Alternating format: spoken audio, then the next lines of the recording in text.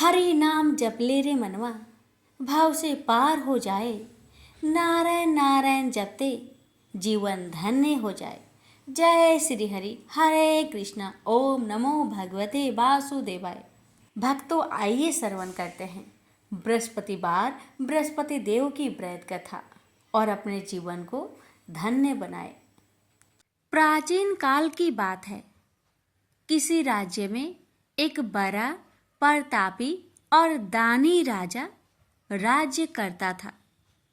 वह हर गुरुवार को व्रत रखकर दीन दुखियों की मदद करके पुण्य प्राप्त करता था। परंतु ये बात उसकी रानी को अच्छी नहीं लगती थी। वह न तो व्रत करती थी और न ही दान पुण्य में विश्वास रखती थी।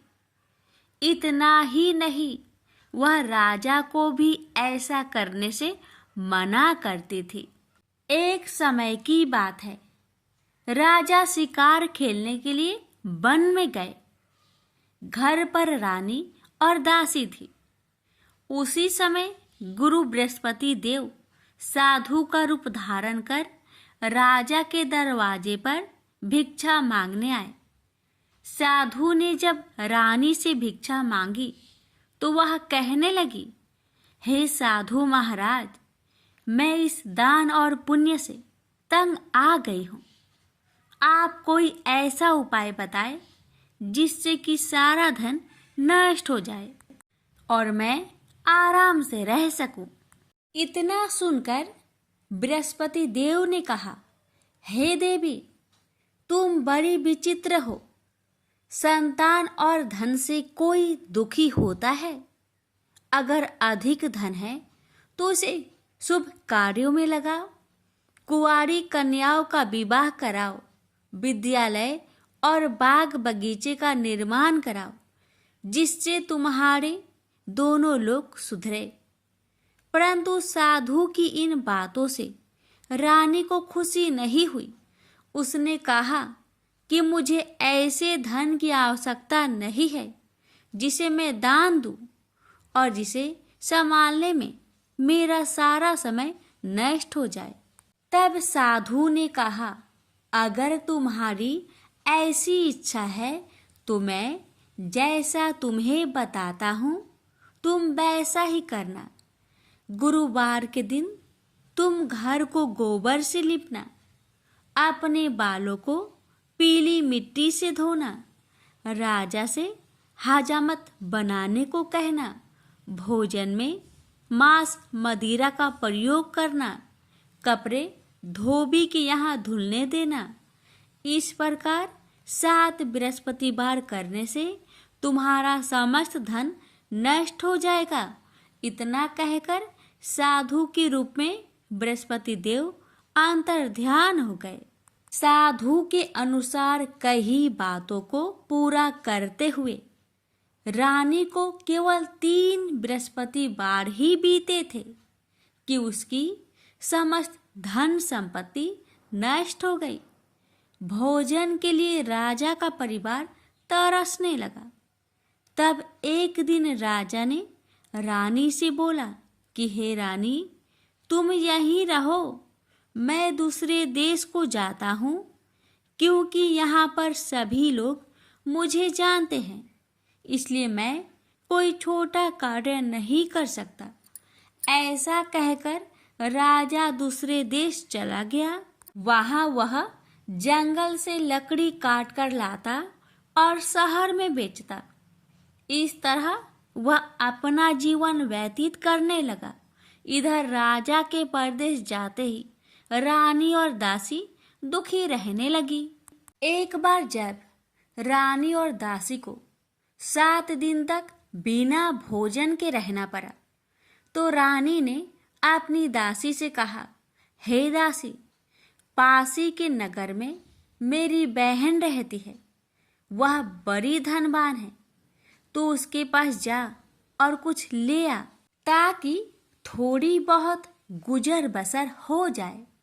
दासी रानी की बहन के पास गई।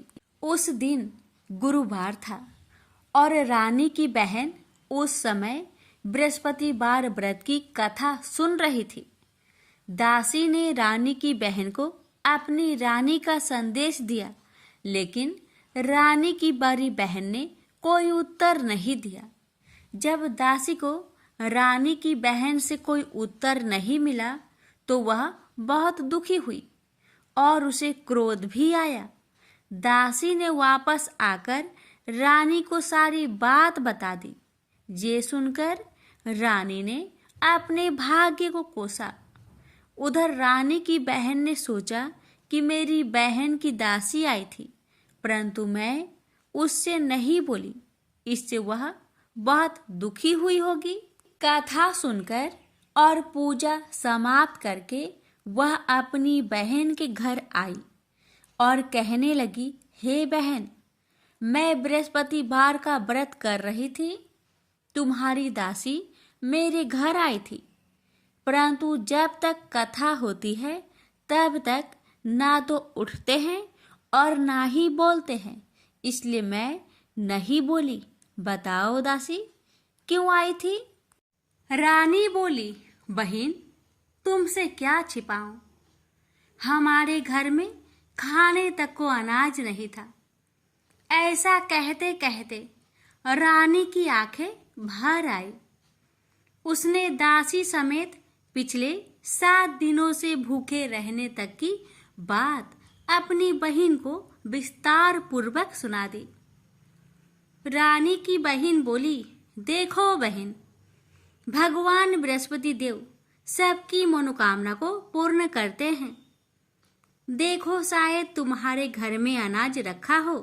पहले तो रानी को विश्वास नहीं हुआ, पर बहन के आग्रह करने पर उसने अपनी दासी को अंदर भेजा तो उसे सचमुच अनाज से भरा एक घड़ा मिल गया।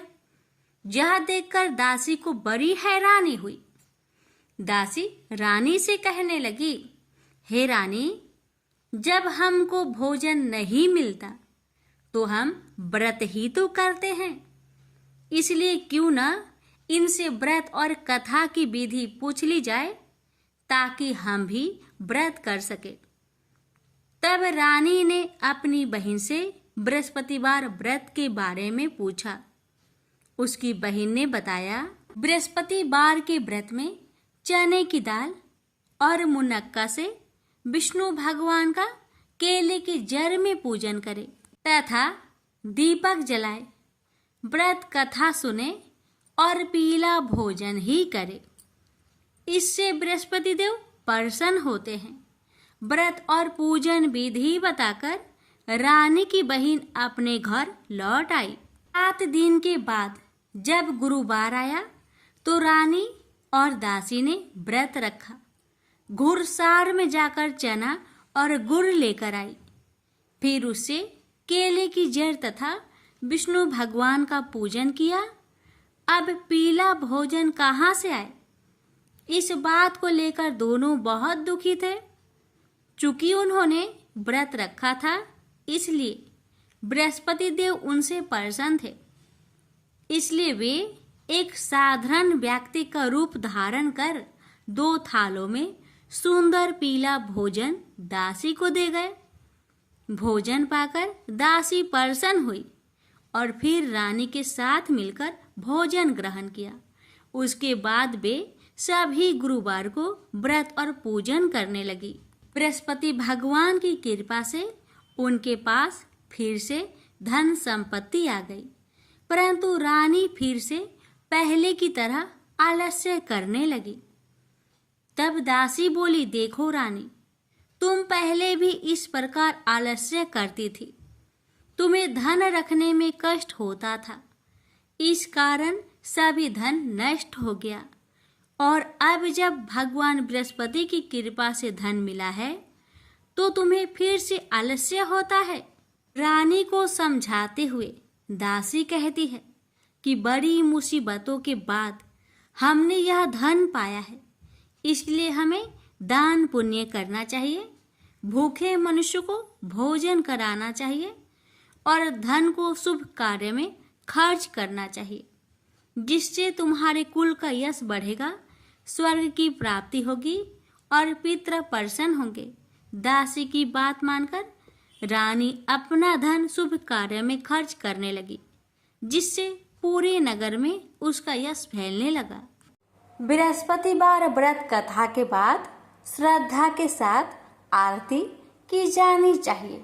इसके बाद प्रसाद बांटकर उसे ग्रहण करना चाहिए। एक दिन राजा दुखी होकर जंगल में एक पेड़ के नीचे आसन जमाकर बैठ गया। वह अपनी दशा को याद करके व्याकुल होने लगा। बृहस्पतिवार का दिन था। एकाएक उसने देखा कि निर्जन वन में एक साधु प्रकट हुए। वह साधु भेष में स्वयं बृहस्पति देवता थे। लकड़हारे के सामने आकर बोले, हे लकड़हारे, इस सुनसान जंगल में तू चिंता मग्न क्यों बैठा है? लकड़हारे ने दोनों हाथ जोड़कर प्रणाम किया और उत्तर दिया, महात्मा जी, आप सब कुछ जानते हैं, मैं क्या कहूँ? यह कहकर रोने लगा और साधु को अपनी आत्मकथा सुनाई। महात्मा जी ने कहा, तुम्हारी स्त्री ने बृहस्पति के दिन बृहस्पति भगवान का निरादर किया है, जिसके कारण रुष्ट होकर उन्होंने तुम्हारी यह दशा कर दी। अब तुम चिंता को दूर करके मेरे कहने पर चलो तो तुम्हारे सब कष्ट दूर हो जाएंगे और भगवान पहले से भी अधिक संपत्ति देंगे।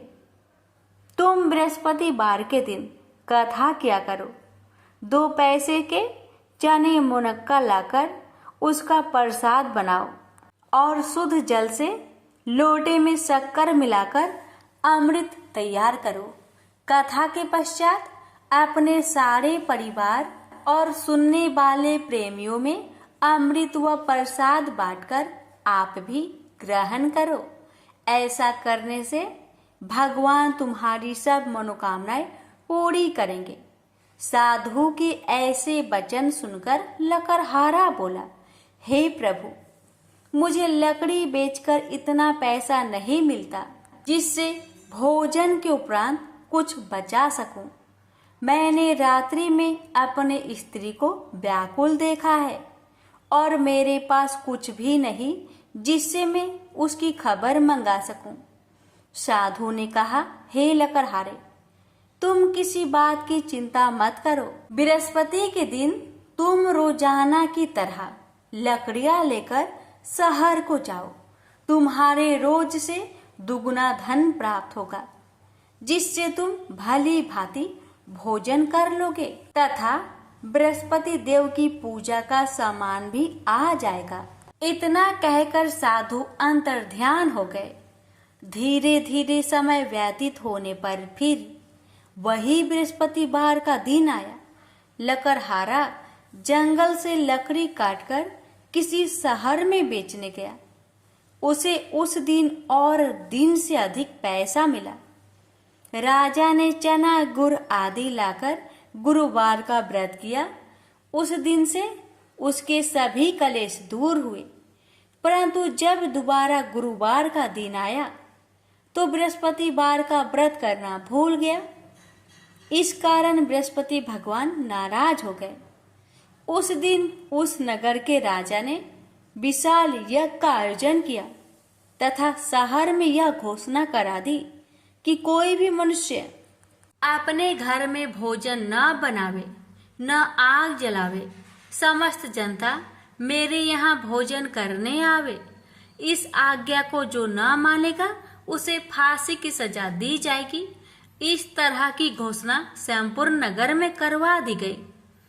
राजा की आज्ञा अनुसार शहर के सभी लोग भोजन करने गए, लेकिन लकड़हारा कुछ देर से पहुंचा, इसलिए राजा उसको अपने साथ घर लिवा ले गए और ले जाकर भोजन करा रहे थे तो रानी की दृष्टि उस खूंटी पर पड़ी जिस पर उसका हार लटका हुआ था। वह वहां पर दिखाई नहीं दिया। रानी ने निश्चय किया कि मेरा हार इस मनुष्य ने चुरा लिया है। उसी समय सिपाहियों को बुलवाकर उसको कारागार में डलवा दिया। जब लकड़हारा कारागार में पड़ गया और बहुत दुखी होकर विचार करने लगा कि ना जाने कौन से पूर्व जन्म के कर्म से मुझे यह दुख प्राप्त हुआ है, और उसी साधु को याद करने लगा जो कि जंगल में मिला था। उसी समय तत्काल बृहस्पति देव साधु के रूप में प्रकट हुए और उसकी दशा को देखकर कहने लगे, अरे मूर्ख, तूने बृहस्पति देव की कथा नहीं करी, इस कारण तुझे दुख प्राप्त हुआ है। अब चिंता मत कर, बृहस्पतिवार के दिन कारागार के दरवाजे पर 4 पैसे पड़े मिलेंगे, उनसे तू बृहस्पति देव की पूजा करना, तेरे सभी कष्ट दूर हो जाएंगे। बृहस्पति के दिन उसे 4 पैसे मिले। लकड़हारे ने कथा कही। उसे रात्रि को बृहस्पति देव ने उस नगर के राजा को सपने में कहा, हे राजा, तुमने जिस आदमी को कारागार में बंद किया है वह निर्दोष है, वह राजा है, उसे छोड़ देना। रानी का हार उसी खूंटी पर लटका है, अगर तू ऐसा नहीं करेगा तो मैं तेरे राज्य को नष्ट कर दूंगा।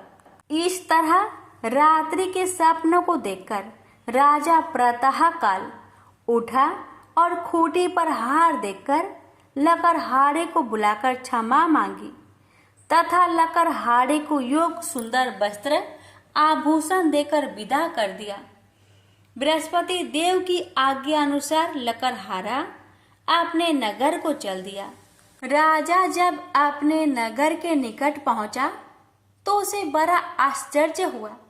नगर में पहले से अधिक बाग, तालाब, कुएं तथा बहुत सी धर्मशाला, मंदिर आदि बन गई है। राजा ने पूछा, यह किसका बाग और धर्मशाला है? तब नगर के सब लोग कहने लगे, यह सब रानी और बांदी की है। तो राजा को आश्चर्य हुआ और गुस्सा भी आया। जब रानी ने यह खबर सुनी कि राजा आ रहे हैं तो उन्होंने बांदी से कहा कि हे दासी, देख, राजा हमको कितनी बुरी हालत में छोड़ गए थे। हमारी ऐसी हालत देखकर वह लौट न जाए, इसलिए तू दरवाजे पर खड़ी हो जा। आज्ञा अनुसार दासी दरवाजे पर खड़ी हो गई। राजा आए तो उन्हें अपने साथ लिवा लाई। तब राजा ने क्रोध करके अपनी रानी से पूछा कि यह धन तुम्हें कैसे प्राप्त हुआ? तब उन्होंने कहा, हमें यह सब धन बृहस्पति देव के इस व्रत के प्रभाव से प्राप्त हुआ है। राजा ने निश्चय किया कि 7 रोज बाद तो सभी बृहस्पति देव का पूजन करते हैं, परंतु मैं प्रतिदिन दिन में 3 बार कहानी तथा रोज व्रत किया करूंगा। अब हर समय राजा ने दुपट्टे में चने की दाल बांधी रहती तथा दिन में 3 बार कहानी कहता। एक रोज राजा ने विचार किया कि चलो अपनी बहन के यहाँ हो आवे। इस तरह निश्चय कर राजा घोड़े पर सवार हो अपनी बहन के यहाँ को चलने लगा। मार्ग में उसने देखा कि कुछ आदमी एक मुर्दे को लिए जा रहे हैं। उन्हें रोककर राजा कहने लगा, अरे भाइयों, मेरी बृहस्पति देव की कथा सुन लो। वे बोले, लो, हमारा तो आदमी मर गया है, इसको अपनी कथा की परी है। परंतु कुछ आदमी बोले, अच्छा कहो, हम तुम्हारी कथा भी सुनेंगे। राजा ने दाल निकाली और जब कथा आधी हुई थी कि मुर्दा हिलने लग गया, और जब कथा समाप्त हो गई तो राम राम करके मनुष्य उठकर खड़ा हो गया। आगे मार्ग में उसे एक किसान खेत में हल चलाता मिला। राजा ने उसे देख और उससे बोले, अरे भैया, तुम मेरी बृहस्पतिवार की कथा सुन लो। किसान बोला, जब तक मैं तेरी कथा सुनूंगा तब तक 4 हरैया जोत लूंगा। जा अपनी कथा किसी और को सुनाना। इस तरह राजा आगे चलने लगा। राजा के हंसते ही बैल पछाड़ खाकर गिर गए तथा किसान के पेट में बड़ी जोर का दर्द होने लगा। उस समय उसकी माँ रोटी लेकर आई। उसने जब यह देखा तो अपने पुत्र से सब हाल पूछा और बेटे ने भी सभी हाल कह दिया। तो बुढ़िया दौड़ी दौड़ी उस घोड़ सवार के पास गई और उससे बोली कि मैं तेरी कथा सुनूंगी, तू अपनी कथा मेरे खेत पर चलकर ही कहना। राजा ने बुढ़िया के खेत पर जाकर कथा कही। इसके सुनते ही वह बैल उठ खड़ा हुई तथा किसान के पेट का दर्द भी बंद हो गया। राजा अपनी बहन के घर पहुंचा। बहन ने भाई की खूब मेहमानी की। दूसरे रोज प्रातःकाल राजा जागा तो वह देखने लगा कि सब लोग भोजन कर रहे हैं। राजा ने अपनी बहन से कहा, ऐसा कोई मनुष्य है जिसने भोजन नहीं किया हो? मेरी बृहस्पतिवार की कथा सुन ले। बहन बोली, हे भैया, यह देश ऐसा ही है कि पहले यहाँ लोग भोजन करते हैं, बाद में अन्य काम करते हैं। अगर कोई पड़ोस में हो तो देख आऊं। वह ऐसा कहकर देखने चली गई, परंतु उसे कोई ऐसा व्यक्ति नहीं मिला जिसने भोजन न किया हो। अतः वह एक कुम्हार के घर गई जिसका लड़का बीमार था। उसे मालूम हुआ कि उनके यहाँ 3 रोज से किसी ने भोजन नहीं किया है। रानी ने अपने भाई की कथा सुनने के लिए कुम्हार से कहा। वह तैयार हो गया। राजा ने जाकर बृहस्पतिवार की कथा कही, जिसको सुनकर उसका लड़का ठीक हो गया। अब तो राजा की प्रशंसा होने लगी। एक रोज राजा ने अपनी बहन से कहा कि हे बहन, हम अपने घर को जाएंगे, तुम भी तैयार हो जाओ। राजा की बहन ने अपनी सास से कहा। सास ने कहा, हाँ चली जा, परंतु अपने लड़कों को मत ले जाना, क्योंकि तेरे भाई के कोई औलाद नहीं है। बहन ने अपने भैया से कहा, हे भैया, मैं तो चलूंगी पर कोई बालक नहीं जाएगा। राजा बोला, जब कोई बालक नहीं चलेगा तब तुम ही क्या करोगी? बड़े दुखी मन से राजा अपने नगर को लौट आया। राजा ने अपनी रानी से कहा, हम निरवंशी है, हमारा मुंह देखने का धर्म नहीं है और कुछ भोजन आदि नहीं किया। रानी बोली, हे प्रभु, बृहस्पति देव ने हमें सब कुछ दिया है, वह हमें औलाद अवश्य देंगे। उसी रात को बृहस्पति देव ने राजा से सपने में कहा, हे राजा, उठ, सभी सोच त्याग दे, तेरी रानी गर्भ से है। राजा को यह बात सुनकर बड़ी खुशी हुई। 9वें महीने में उसके गर्भ से एक सुंदर पुत्र पैदा हुआ। तब राजा बोला, हे रानी, स्त्री बिना भोजन के रह सकती है, पर बिना कहे नहीं रह सकती। जब मेरी बहन आवे तुम उससे कुछ मत कहना। रानी ने सुनकर हाँ कर दिया। जब राजा की बहन ने यह शुभ समाचार सुना तो वह बहुत खुश हुई तथा बधाई लेकर अपने भाई के यहाँ आई। तभी रानी ने कहा, घोड़ा चढ़कर तो नहीं आई, गधा चढ़ी आई। राजा की बहन बोली, भाभी, मैं इस प्रकार न कहती तो तुम्हें औलाद कैसे मिलती? बृहस्पति देव ऐसे ही हैं, जैसी जिसके मन में कामनाएं हैं सभी को पूर्ण करते हैं। जो सदा भावना पूर्वक बृहस्पतिवार का व्रत करता है एवं कथा पढ़ता अथवा सुनता है, दूसरों को सुनाता है, बृहस्पति देव उसकी सभी मनोकामना पूर्ण करते हैं। तो प्रेम से बोलिए, बृहस्पति भगवान की जय हो। भक्तों, अभी आपने सुना बृहस्पतिवार बृहस्पति देव की व्रत कथा। अब आप श्रवण करेंगे गुरुवार महालक्ष्मी जी की व्रत कथा। इस कथा को सुनने अथवा पढ़ने से सभी मनोकामना पूर्ण हो जाती है। भारत वर्ष के सौराष्ट्र देश में द्वापर युग की यह कहानी हुई है। सौराष्ट्र में उस समय भद्रश्रवा नाम के राजा थे। वे बड़े पराक्रमी राजा थे। 4 वेद, 6 शास्त्र, 18 पुराणों का उन्हें ज्ञान था। उनकी रानी का नाम सूरत चंद्रिका था। रानी देखने में सुंदर और सुलक्षणा थी तथा पतिव्रता थी।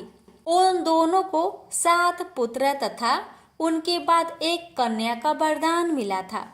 कन्या का नाम श्याम बाला था। एक बार महालक्ष्मी जी के मन में आया कि जाकर उस राजा के राजप्रसाद में रहे।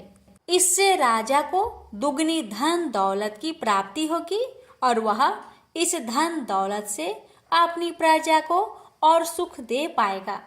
गरीब के घर अगर रहे और उन्हें धन दौलत प्राप्त हो तो वह स्वार्थी की तरह केवल अपने ऊपर ही खर्च करेगा।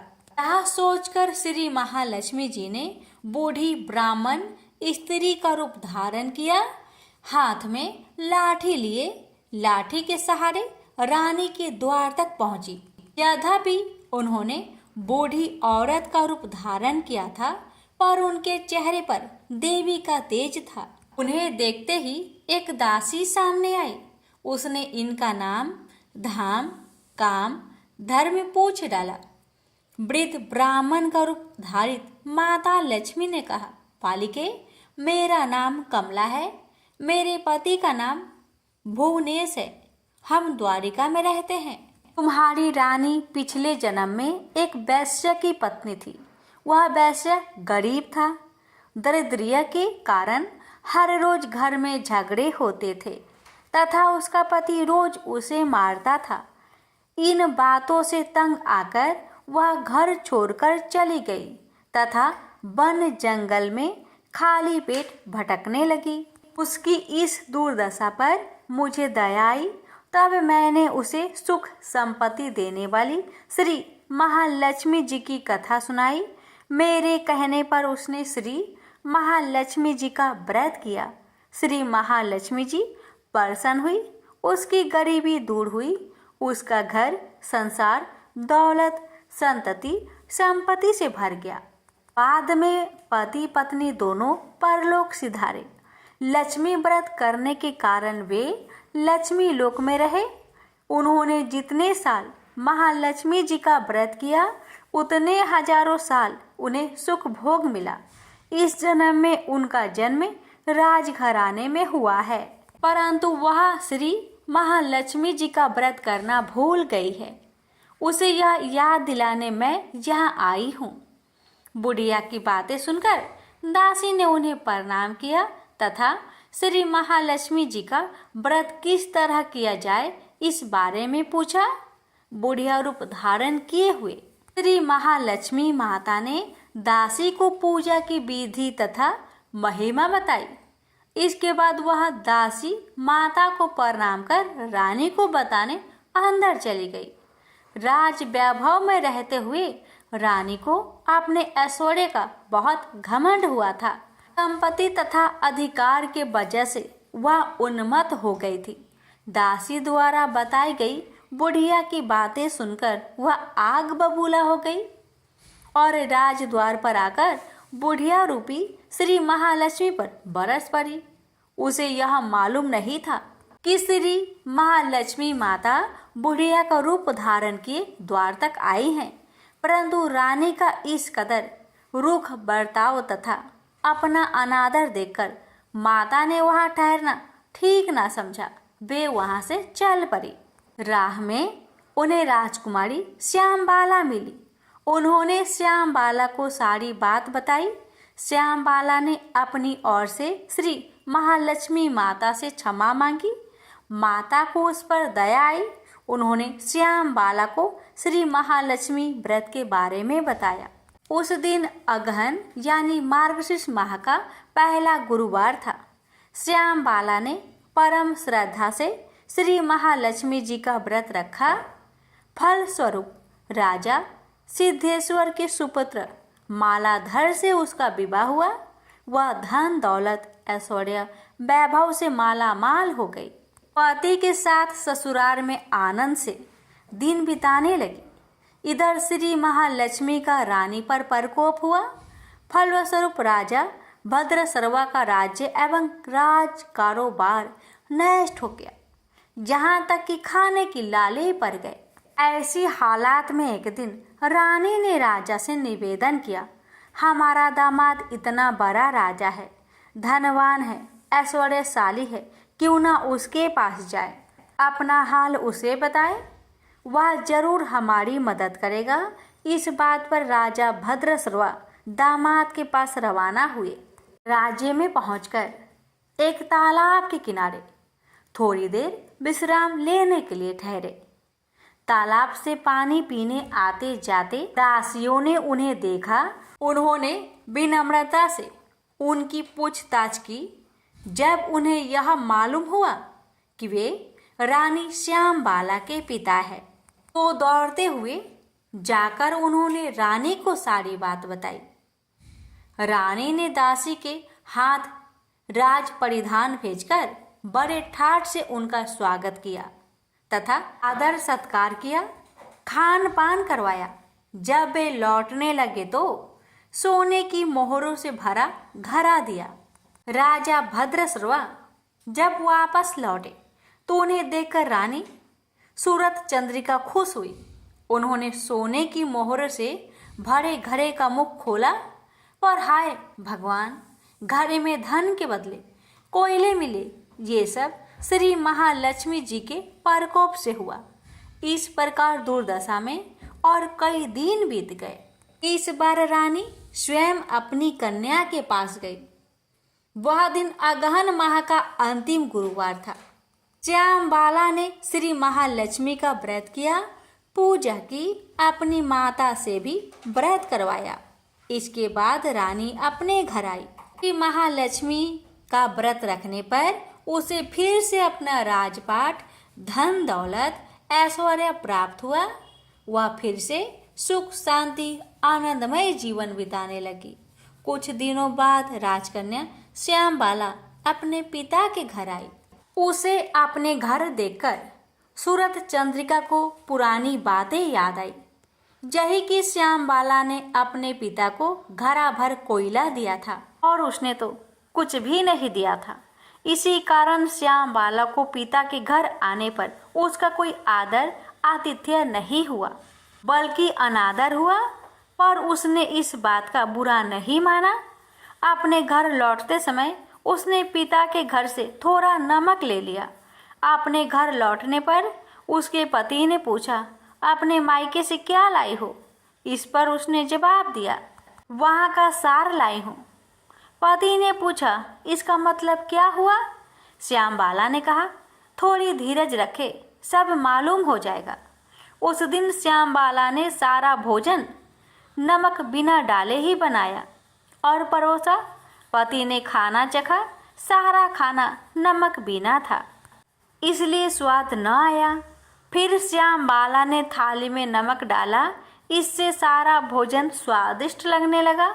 तब श्यामबाला ने पति से कहा, यही है वह मायके से लाया हुआ सार। पति को उसकी बात सही लगी। फिर वह दोनों हंसी मजाक करते हुए भोजन करने लगे। कहा गया है कि इस तरह जो कोई श्रद्धा भाव से श्री महालक्ष्मी जी का पूजा करे, उसे माता की कृपा प्राप्त होती है, सुख संपत्ति शांति प्राप्त होती है, सभी मनोकामनाएं पूरी होती है। परंतु यह सब प्राप्त होने पर माता की पूजा को भूलना नहीं चाहिए। हर गुरुवार को व्रत पाठ अवश्य करना चाहिए। इस तरह श्री महालक्ष्मी जी की महिमा भक्तों की मनोकामना पूरी करती है।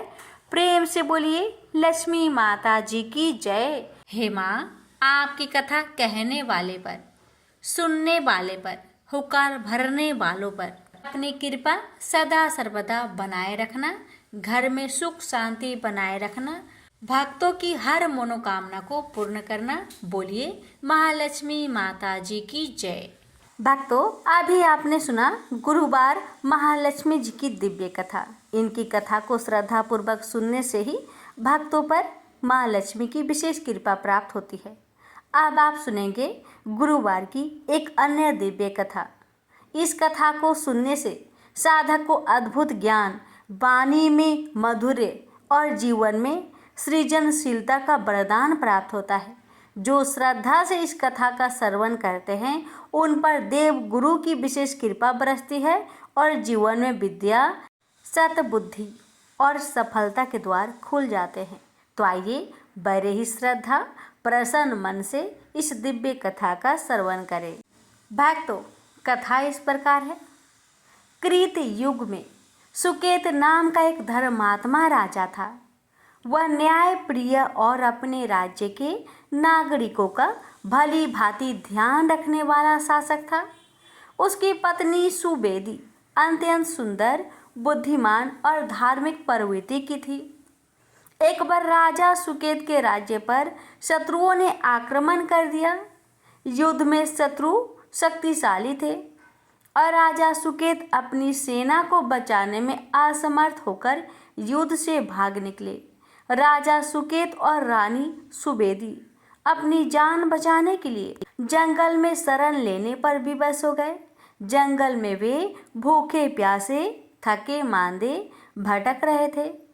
कठिन परिस्थितियों में राजा सुकेत का शरीर थकान से जवाब दे चुका था और थकान के कारण वे गिर पड़े। रानी ने अपनी गोद को राजा का सिर रखने का सहारा बनाया और भगवान से प्रार्थना करने लगी। संयोगवश उस समय महान ऋषि अंगिरस उसी जंगल से गुजर रहे थे। उन्होंने राजा और रानी को देखा और उनके दुख का कारण पूछा। रानी ने रोते हुए अपनी दुर्दशा की पूरी कहानी सुनाई। ऋषि अंगिरस ने उनकी बात ध्यान से सुनी और उन्हें संकट से बाहर निकलने का उपाय बताया। ऋषि ने बताया कि पास में ही पंचवटी तालाब के निकट एक पवित्र स्थान है जिसे दुर्ग क्षेत्र कहा जाता है। उन्होंने रानी को देवी सरस्वती और देवी दुर्गा की आराधना करने का सुझाव दिया। रानी अपने पति के साथ ऋषि के बताए हुए स्थान पर पहुंची। ऋषि ने उन्हें पंचवटी तालाब में स्नान करने और शुद्ध मन से देवी सरस्वती की पूजा करने के लिए कहा। उन्होंने राजा और रानी को षोडशोपचार पूजा विधि भी बताई। यह पूजा 9 दिनों तक विधि पूर्वक की गई। 10वें दिन होम और बलिदान किया गया। पूजा की समाप्ति पर ऋषि ने राजा और रानी को 10 प्रकार के दान करने का आदेश दिया। देवी सरस्वती की कृपा से राजा और रानी का जीवन बदल गया। कुछ समय बाद उन्हें पुत्र रत्न की प्राप्ति हुई। उन्होंने अपने पुत्र का नाम सूर्य प्रताप रखा। सूर्य प्रताप ने अंगिरस ऋषि के आश्रम में शिक्षा प्राप्त की और एक साहसी योद्धा बने। बड़े होकर उन्होंने अपने पिता के राज्य पर कब्जा करने वाले शत्रुओं को हराया और राज्य को पुनः स्थापित किया।